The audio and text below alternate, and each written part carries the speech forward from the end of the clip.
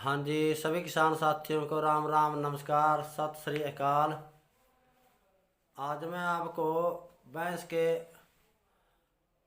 मैला गिराने पर और कड़ चलने पर पूरी जानकारी दूंगा। आप वीडियो को एंड तक देखना,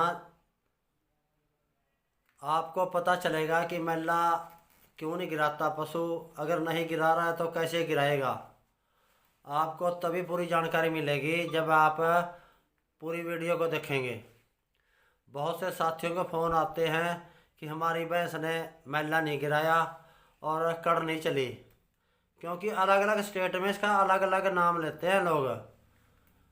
तो किसान साथियों, किसान को समस्या खड़ी हो जाती है जब उसकी भैंस 20-22 दिन काविंग करने के बाद भी मैला नहीं गिराती, और फिर वो दाएं बाएं फ़ोन करने लग जाता है कि मेरी भैंस ने मैला नहीं गिराया।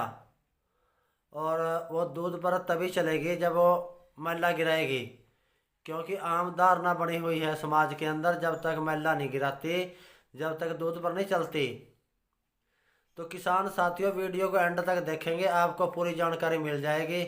मेरे पास जो साथी फ़ोन करते हैं मैले के बारे में, उनको भी पूरी जानकारी मिल जाएगी मैला क्यों नहीं गिराती, उसका क्या कारण है और तो कैसे गिराएगी। तो सबसे पहले तो मैला क्या है इसके बारे में जानकारी देता हूँ। मैला क्या है?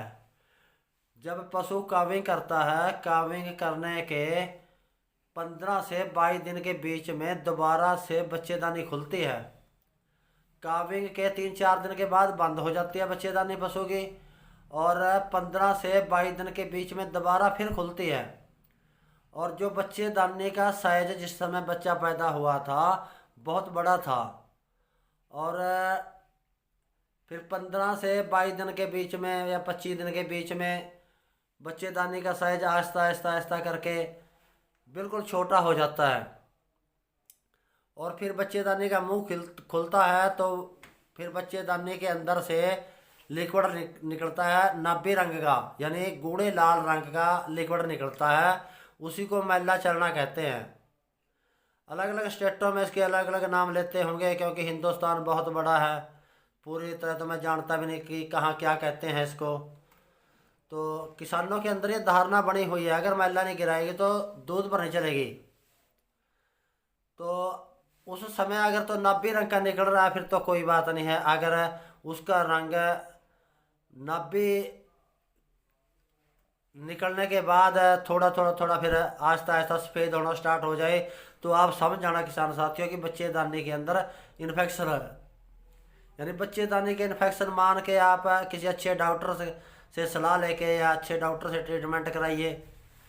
तो दोनों रूट से काम कराइए, एंटीबायोटिक इंजेक्शन भी लगवाइए और बच्चेदानी के अंदर दवाई भी रखवाइए। क्योंकि जब बच्चेदानी स्वस्थ होगी तभी पशु ने दूध देना है। अगर बच्चेदानी स्वस्थ नहीं होगी तो दूध तो क्या देना, कई बार मास्टाइटिस हो जाती है। बच्चेदानी के साथ संबंध मास्टाइटिस का भी है। अगर मास्टाइटिस होगी तो फिर हम खाने की तरफ तो ध्यान देते रहेंगे कि हमने इसको आज 3 किलो सुबह दिया, 3 शाम को दिया, या 4 किलो राशन सुबह दिया, 4 शाम को दिया, और दूध नहीं बढ़ रही है। अगर बच्चेदानी की इन्फेक्शन के कारण लोटी के अंदर इन्फेक्शन हो के उसको मास्टाइटिस होगी तो दूध चेक कराने पर ही पता चलेगा। कई बार तो छिछड़े वगैरह आ जाते हैं जिनको क्लिनिकल मास्टाइटिस कहते हैं। और अगर लक्षण दिखाई नहीं दे रहे तो टेस्ट कराने से पता चलेगा।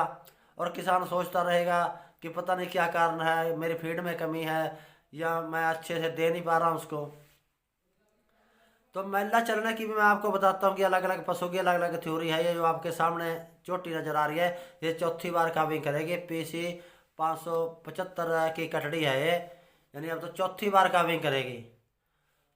फर्स्ट बार जब ब्याही और सेकंड बार ब्याही, इसने ब्याहने के 3-4 दिन में जो निकालना था बच्चेदानी से निकाल लिया लिक्विड।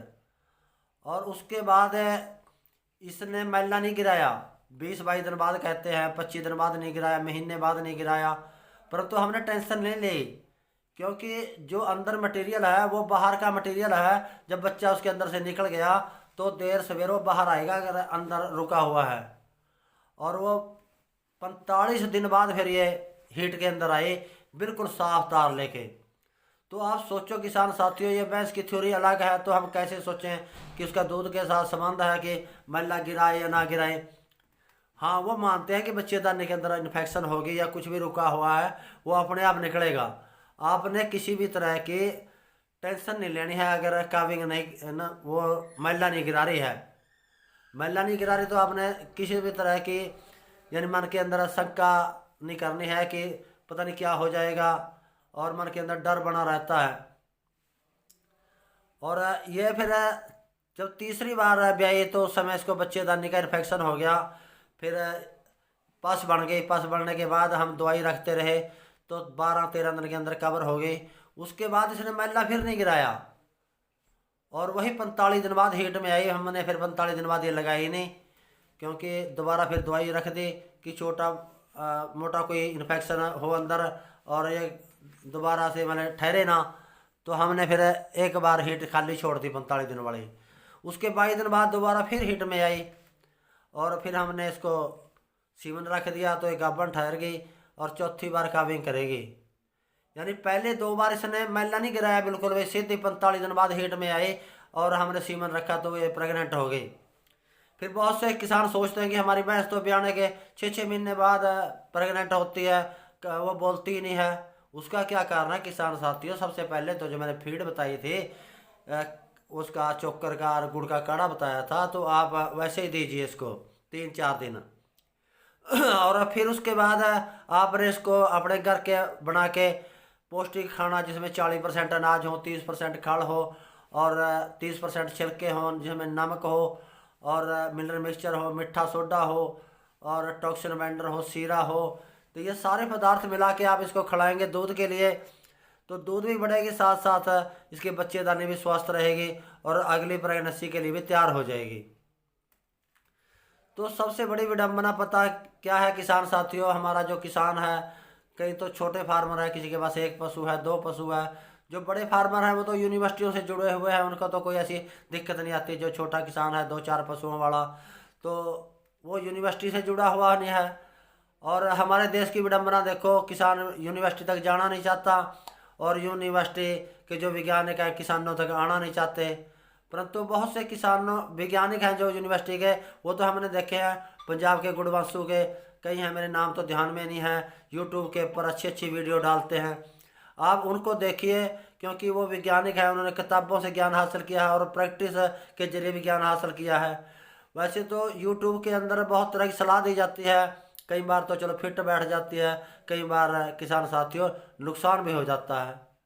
और आप किसान साथियों अगर मैला नहीं गिरा रहे तो मैले का कोई भी कारण है डॉक्टर की सलाह के अनुसार करें। और वीडियो लंबी होने की वजह से मैं अब समाप्त करता हूँ। राम राम, नमस्कार, जय हिंद जी।